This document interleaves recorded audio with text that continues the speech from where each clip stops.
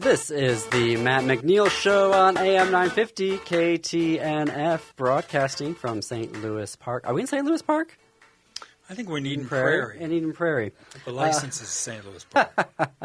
As you can hear, this is not Matt McNeil. Matt is off today. He will be back in the chair tomorrow. Joining me here in the studio is the executive producer of the shows that I host, The Gailey Show and This Career Book Saved My Life, Jim Pounds. Hello. Also with us, the ever amazing Patrick. Hi, Patrick. How are you doing? Hey, everybody. Hi, Philip. And Hi, Philip Patrick. is here. Yes, our very own host of the Downright Upright Show, which airs every Saturday at 5 p.m. I would like to describe him as the understated Philip Anthony. Well, I thank you guys for having me on the show. I want to be a little serious for a moment. I know that's odd for me, but, you were talking about door knocking before. It is such an essential thing to do. Oh, let's jump in. Let's talk about it. So the entire past hour and a half, we've been talking about get out the vote, get out the vote, how to do that, going about it. We had Allison Page from the Wisconsin Assembly District 30 and her campaign talking about door knocking. We had Matt Caffrey, Senior Director of Organizing at Swing Left, talking about door knocking and other ways, right, of getting out the vote. But it just feels to me, and I know that, the three of us really have been having conversations about how intense and kind of scary this election feels, and so finding very tangible, concrete ways to help get out the vote, I think, calms me down. At least I'll speaks to myself.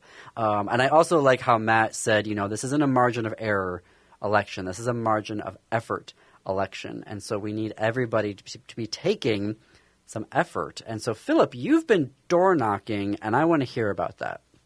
Yeah, well, your representative from Swing Left had it right. Door knocking is so important because you have that face-to-face connection with the person. It's not like, impersonal. Because, I'll be honest with you, when I get a text message, after I gave so many times, you're like, But when you have a face-to-face connection, the first thing I do, they usually have me do the talking, figure out Really? that. Huh.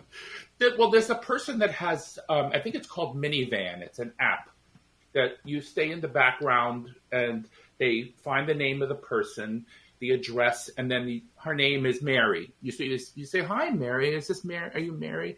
"Yes. Well, I'm from the DFL, and I'm here to find out if you're going to be voting in this election." You'll get a response, and then from there, you take the ball and run with it. So if they're not interested in the DFL, they're going to tell you that, and they'll pretty much just close the door and then whatever. But some of them may engage you, and if they engage you too much, and they're really feeding you, Voldemort's talking point, that's not going anywhere. They're stalling you. And that's what they do. So don't, go with that, because time is of the essence. You want to get as many doors knocked on as possible. That's a really important point, Phil. I mean, you had told me that story before, and I have never heard that. And it's alarming that they would literally deceive you into a conversation so that you can't get to as many doors. That is about as unethical as human beings can be. So it's so interesting that that's a tactic that you've encountered. I really want to make sure people understand that. Yeah, and I think that's what I liked about talking to Matt in Swing Left is how they're curating their lists, right? So that they're doing it in a way to make sure that you're not getting, so I'm not quite sure this is Minivan. I know that Swing Left, and Matt was sort of talking about how with Swing Left and you go in and you put your zip code and they let you know what are the door knocking and other, phone banking and writing letter campaigns that are the nearest to you that you can join. What I appreciated about what Swing Left is doing, and I don't know how they're doing it, but they're curating it in a way where you're talking more towards, Democrat-leaning, independent-leaning folks who won't do what you were experiencing. Well, that's a great segue to what I'm going to tell you. Yeah. There are new buildings being built in my area. Hence, you don't have any idea if they swing to the left or they swing to the right. So it's pretty much a crapshoot at that point. So I was there with another representative that's running from in my area, and someone again with minivan trying to track which way this person's voting. And so it's pretty much you really don't know what they're going to do. But in my experience, luckily, this whole building, I had 2 negative people out of almost 180 doors. So that was amazing. And this man, one of these people, wanted us out of the building. He was going to call the management. and I said, you can't do that because the actual candidate is here. These are her constituents. So she has every right to be here. And then he didn't know what to say, But the point I'm making is sometimes you will get a door, but you just be friendly. Be yourself. Hi, I'm with the DFL. I'm wondering if you're intending to vote this election. And you'll get a response, and then you take the ball and run with that. Then they say, oh, yeah, I'm with the DFL. And then from there, you go, oh, what issues are important to you? And you engage in conversation that way. So, yeah. How many times have you gone out, Philip? I know it's more than once. I think 3 at this point. And always in Minnesota or always Minneapolis? Or? Well, it's always been Minnesota, but you had a guest on, I think at the beginning of your show, you guys, and she's from Wisconsin. From Hudson.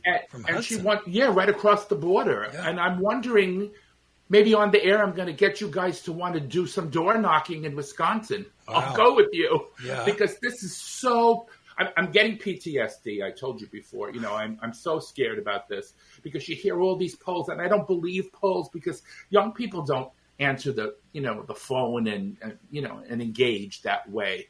So go to the Secretary of State, Minnesota Secretary of State website if you're not registered to vote. And Steve Simon, great Secretary of State, it tells you how to register, where you're going to be voting, the whole 9 yards. So please do it. Please, please, please. It is kind of astonishing. I don't mean to jump in, but it's astonishing to me that anyone of any political point of view would say in a democracy, I don't think everybody ought to vote. That is something that I cannot get my semi-logical head around. Why wouldn't you want everyone to vote and then see what kind of government results from that? Mm-hmm. I don't know. We don't even know because we can't even get – I'm hoping this year we'll get a 69% turnout nationwide. Yeah. And that's Jim, terrible to think of that. Jim, the people that they're trying to disenfranchise happen to be African Americans, right, and people who tend not to vote their way. Right. So they're picking their voters. It's dishonest. Right. Duh, yeah. Right. Absolutely. Well, so I'm tired of them picking us. We should be picking them. Right. It's all backwards. Right. And JP and I were talking about this morning at the studio when I was doing my show, which happens to be on Saturdays at 5 p.m. So please tune in. We have all DFLers on, as you know, for the rest of the month. Everybody running for DFL, they're going to tell you what their platform is, why it's important to vote DFL. It's incredible what they're saying on these shows. So please tune in. But what JP and I were talking about is the polls. I don't heed polls very well anymore. Maybe back in the days of Walter Cronkite, when they would call you on the landline and tell you, it's not like that anymore, guys. No, the young guys, young girls, they don't pick up the phone. They really do not. They go to voicemail and they don't respond. Yeah. So what do you guys think about that, about polls? I went on a rant this past summer when I was lucky enough to be asked to guest here on the Matt McNeil Show, and I guess I get to pull up my rant again. No, I think that there are to your point of what you're saying there, Philip, and I'm saying this as someone who got a public affairs degree. Like my graduate degree was in public affairs, and so we spent a lot of time dealing with data and analytics and how do you use survey instruments and polling to help impact public affair policy, right? Mm-hmm. And so when we look at these, polls are such a snapshot, and they are intended to be a snapshot, and you've got things like margin of error. but a lot of times they don't talk about margin of error, right? Or they'll say, and it's this weird thing that they'll do where they'll frame it as if it's like the supreme truth. Like, oh, Kamala is 49, Trump is at 48. That's the state of the race. Oh, by the way, there's a margin of error of 3%. But right now, she's leading. And it's like, no, folks, that's not how this works, right? And so margin of error, I think, is really important. I think also looking at, like, is it a registered voter poll or a likely voter poll? I think that's really important to look at. You can be registered and haven't voted for, X number of years. I usually don't know how they're determining likely voter. Like, is this someone that just says, oh, yeah, I'm planning to vote? Or is it someone who is actually saying, yes, I did vote in 2022 and I voted in my primary? And you know what I mean? Like, how are they determining what a likely voter is? And then, like you said, like, who are they getting, to participate in these? And you get these weird, wild answers all the time. If you listen to Steve Kornacki, who I absolutely adore, on MSNBC. He's in our community. And he's also in the community, right? Yay. I've pondered getting the Steve Kornacki outfit costume, the khakis and the white shirt to go for Halloween. Kornacki khakis. The Kornacki khaki. But he also, he talks about how hard it is to actually get to find MAGA voters, right, who will participate in these polls, right? So he's saying that maybe sometimes that's why their ability their standing isn't accurately represented in these polls, and why we saw what happened in 2016, right? There's also the phenomenon of people telling pollsters something because they don't want to admit that they're actually, you know what I mean? They don't want to admit that they're voting for a Republican, or they don't want to admit that they're voting for a Democrat, and so they say what, they're supposed to say, right? So there's that going on. And so it's really – you want to have the polls emotionally because they're there and you want to see them. But even the aggregators, there's the CNN poll of polls, and there's the BS that's 538. And I know Nate Silver's gone. I literally will go down this rabbit hole. But Nate Silver, do not listen to whatever Nate Silver is saying. I cannot stand that guy. But the aggregate polls, right, there used to be – we have a bunch of these websites. The Republicans got wise to it. And so they've got a lot of these firms that are coming up with junk polls that get pulled into these aggregators to make it seem like the Republicans are doing better than they actually are. Right. So this whole system just feels like and that's the thing, though, is that a poll is not supposed to be biblical truth. A poll is a snapshot, but the way that we're weaponizing those polls, and even like NBC News, I was really upset with NBC News over the weekend and MSNBC because of that, because they did this new poll. It is one poll, and I understand they were the news network that had to, they commissioned the poll, and so they're dictating to all of their, their various entities, you have to report on our poll. We just did a poll, but it was one poll. And she was down 5 points from September, and so they made it sound like it was the apocalypse. Yeah, I think I saw that. And actually, I'm going to make everybody out there in TV and radio land very happy. Alan Lichtman. Do you guys know who Alan Lichtman is? The guy he's predicted he's the keys guy, right? He has like 7 keys or 15 keys. I think it's 13. I could be wrong, keys. But he predicted that my vice president, Miss Kamala Harris, is going to win this election. When I heard that, I was thrilled because he's gotten it right every time. And even the Al Gore one, he said he was right because they didn't allow them to continue counting the votes in 2000. Right. And so he would have gotten all of them right had they allowed him. The Supreme Court said, no, don't count. Yeah. So I'm happy about that. And he did project that, he predicted the I can't even say his name, but Trump, he predicted that Trump was going to win. And everybody at the time was like, how dare you? All those folks like Michael Moore. Voldemort. I don't want to reference that author either, frankly, but Oh well, yeah. But she turned out to be a horrible human being. What she's doing. I mean, when you have a platform that's big, and this is the way that you choose to use it, and I don't even want to like folks who are listening. You're like, what are you talking about? You can Google it because I'm not even going to waste my breath talking about that author. But I think that it's we get all the polls. But also there is, and we didn't get to this today, and I had a lot of thoughts about the media coverage of the race as well. But, you can sit there and see these polls, and everything's bad for Kamala. Everything's bad for Biden. Everything's always bad for the Democrats. And, she raised like $1 billion. I'm not saying that like being hyperbolic. She literally, the Harris-Walz campaign has raised over $1 billion since she got into the race.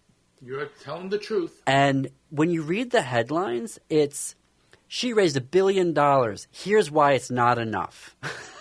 Right? And her ground game. Now, the ground game is usually something that they point to say this is a good ground game. They're going to get the voters to be engaged, right? Her ground game is like never before. Look at me. I mean, I'm on my 4th door knock this week. I'm going to be doing. I mean, I've never been so engaged. And I think so are the listeners out there. They're probably doing something, either postcards or if you don't even feel, I mean, there is texting. Yes, you can do that, But I think the face-to-face, like I had mentioned to you before, is the best way to engage with a voter. And you don't have to have, you don't have to be like sitting there for 20 hours talking to them.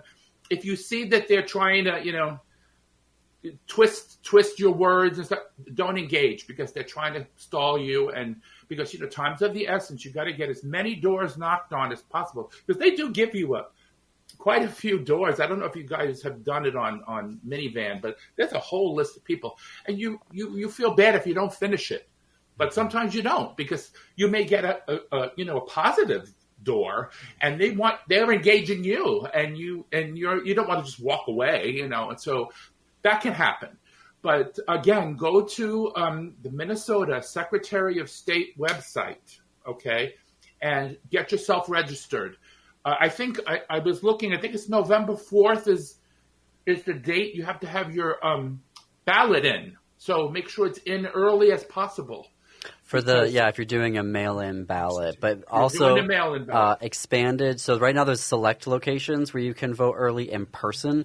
On the 18th of October, there's going to be a lot more that open up. And so you don't – I'm also starting to say, the election isn't November 5th. November 5th is the last day of voting. Yes, thank you. That's you read Get my mind. Get in there now. Vote Yes, earlier now. the better.